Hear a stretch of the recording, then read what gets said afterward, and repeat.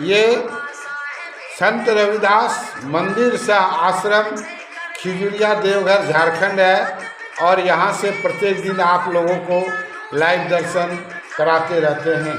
और महाआरती के बाद आप लोगों को अपने समाज के महापुरुषों के संबंध में एक कहानी कथा सच्ची घटना प्रवचन के माध्यम से YouTube के माध्यम से आप लोगों के बीच में प्रस्तुत करते हैं।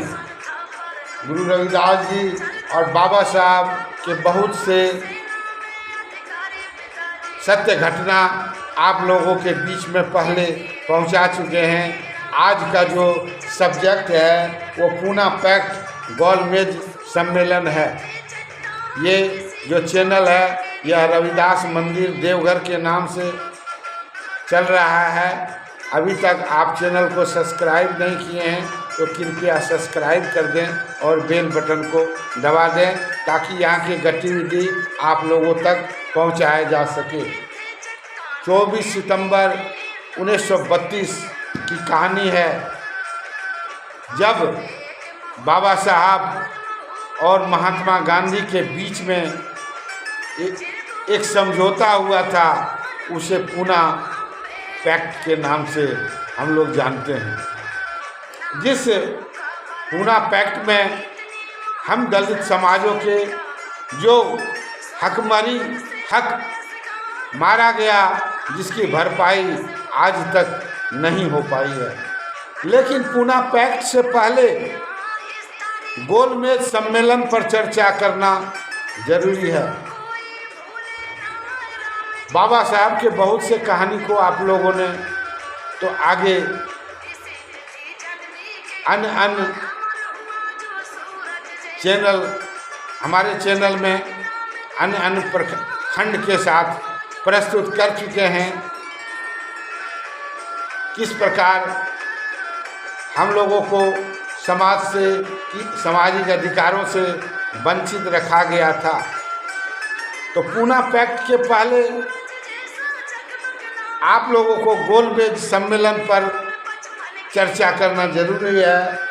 1930 ईस्वी में प्रथम गोलमेज सम्मेलन हुआ, 31 में द्वितीय गोलमेज सम्मेलन हुआ और 32 में तृतीय गोलमेज सम्मेलन हुआ।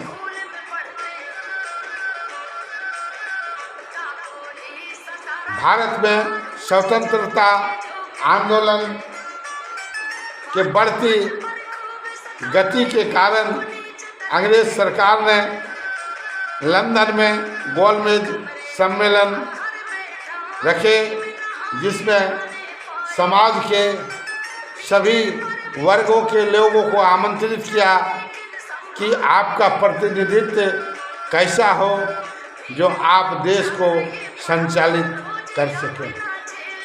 उस गोलमेज सम्मेलन में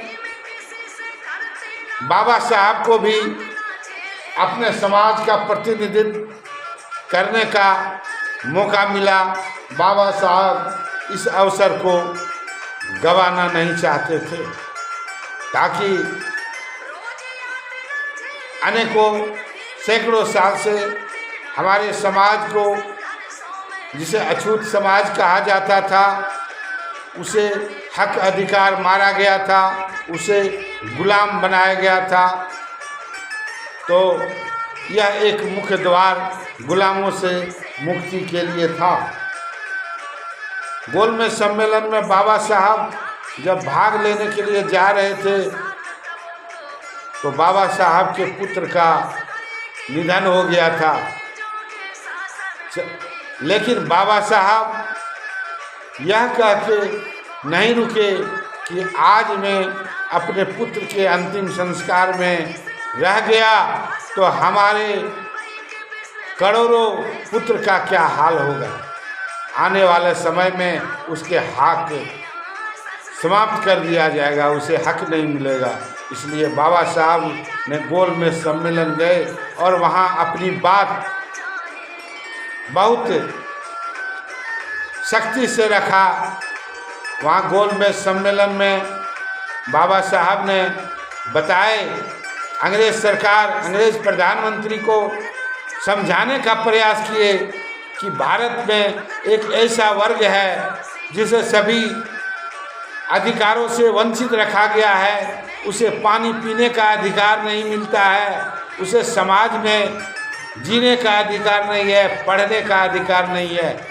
ऐसे वर्गों को अलग से जनगणना किया जाए, जिस प्रकार भारत में क्रिश्चियन और मुस्लिम की जनगणना की जा रही थी, उसी प्रकार बाबा साहब ने एक तर्क दिए कि जो वंचित वर्ग है, जिसे अछूत समाज कहते हैं, अनुसूचित जाति जनजाति है, उसे उसकी गणना अल्पसंख्यकों में होनी चाहिए और उसे एक सुरक्षित क्षेत्र मिलना चाहिए विधानसभा और लोकसभा में, जिसमें वो अपना मत दे सके, जिसमें उन्होंने दलील दिए कि मैं ऐसे क्षेत्र की मांग करता हूं जहां हमें 2 वोट देने का अधिकार मिले। एक जो क्षेत्र होगा विधानसभा अथवा लोकसभा का, उसमें केवल हमारे ही आदमी होंगे और हमारे ही आदमी वोट देंगे, ताकि वो अपने समाज का सही से संचालन कर सके और वो किसी का झोला ढोने वाला बन के नहीं रह सके, चमचागिरी में नहीं लग सके। लेकिन दूसरा वोट जो उसी क्षेत्र में समान वर्ग का भी वोट होगा, उसमें भी हमारे समाज के वर्गों को वोट देने का अधिकार मिले। जो बाबा साहब ने 2 वोट देने का अधिकार मांगे और अपने शोषित वंचित समाज के लिए एक अलग जनगणना की मांग किया। काफ़ी महात्मा गांधी और कांग्रेस के काफ़ी विरोध के बावजूद भी ब्रिटिश सरकार ने यह कानून को कम्युनल अवार्ड के रूप में पास कर दिया, जिसके विरोध में गांधी जी ने अनशन पे बैठ गए। पूना के एक जेल में अनशन पे बैठ गए, आमरण अनशन पे, कि मैं किसी भी हालत में अलग निर्वाचन क्षेत्र की दलील को स्वीकार मरते दम तक नहीं करूंगा। और वह आमरण अनशन पर बैठने के बाद चूँकि उनकी स्थिति खराब हो गई, उस समय वह देश के मुख्य नेताओं में गिने जाते थे, तो भारत में हड़कंप मच गया। बाबा साहब पर बहुत प्रकार का दबाव देने लगा कि गांधी जी को अगर कुछ हो गया तो मैं आपके समाज को छोड़ूंगा नहीं और आपको छोड़ूंगा नहीं। बाबा साहब ने सोच लिए कि अगर मैं जिस समाज के लिए ये आंदोलन कर रहा हूँ, अगर वो समाज ही नहीं बचेगा तो फिर आंदोलन किसके लिए करूँगा।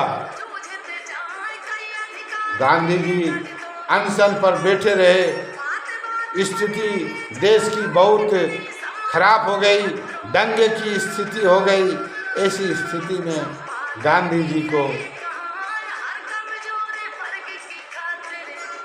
जो अनशन पर बैठे हुए थे, ऐसे समय बाबा साहब को वहाँ जाना पड़ा और गांधी जी को बोले कि गांधी जी ये आप अच्छे नहीं कर रहे हैं कि आप ये अनशन के माध्यम से हमारे समाज के अधिकारों को वंचित करना चाहते हैं, लेकिन फिर भी मैं आपसे इसी शर्त पर समझौता करूंगा कि हमारे समाज के लिए, अनुसूचित जाति जनजाति के लिए निर्वाचन क्षेत्र में अलग से आरक्षण देना पड़ेगा, आरक्षित सीट देना पड़ेगा। इस पर गांधी जी की सहमति बनी और पूना समझौता हुआ। यही कहानी है पूना समझौता का, जिसमें बाबा साहब ने महात्मा गांधी को जीवन दान देकर उनकी जान बचाई और अपने जो उनके द्वारा ब्रिटिश सरकार के द्वारा जो हक दिया जा चुका था उस अधिकार से हम लोग वंचित रह गए। ये संत पुनः बताना चाहूँगा, ये संत रविदास मंदिर आश्रम है। यहाँ YouTube के माध्यम से अपने महापुरुषों के जीवनी, उनके किए गए कार्यों को आप लोगों के बीच में पहुँचाते रहते हैं और आप लोगों के बीच में पहुँचते रहे, इसके लिए इस चैनल को सब्सक्राइब जरूर कर दें। जय गुरुदेव, धन्य गुरुदेव।